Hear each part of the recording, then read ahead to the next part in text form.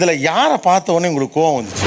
இவ்வளவு நாளா என் மனசுக்குள்ள இருக்க விஷயத்த யாருக்கிட்டயாச்சும் சொல்லணும்னு நினைச்சேன். அதுக்கு ஒரு நல்ல வாய்ப்பு கிடைச்சிருக்கு. உங்ககிட்டயே சொல்றேன், உட்கார் ப்ளீஸ். எனக்கு இப்போ ரீசெண்டாக சிந்து பைரவியில் மகா கேரக்டர் தான் ரொம்ப நேற்று நைட் வரைக்கும்.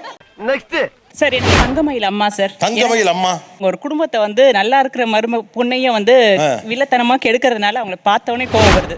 மூஞ்ச பார்த்தாலே அருவருப்பா இருக்கியா, எரிச்சலா வருது. ஏமா இத்தனை ஃப்ராடுத்தனம் பண்ணிட்டு உன் பொண்ணை கல்யாணம் பண்ணிருக்க, இன்னும் எப்படிமா வில்லத்தனம் பண்ணிட்டே இருக்க அந்த ஃபேமிலிக்குள்ள?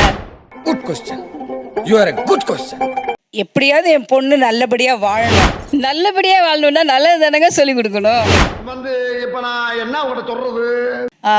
போலி நகையை போட்டு இருந்தாலும் ஒரு நாள் தெரிய தானே போகுது. என்னடா இது வசனமே புரியல.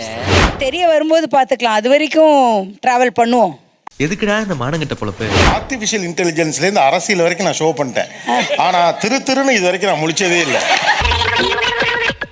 எனக்கு ஒண்ணுமே புரியல. அவங்க என்னடானா நீங்க தங்கமயில் இப்படி பண்ணிட்டீங்க, நீங்க என்னடானா இப்படி செஞ்சிட்டீங்க. புரியுங்களா?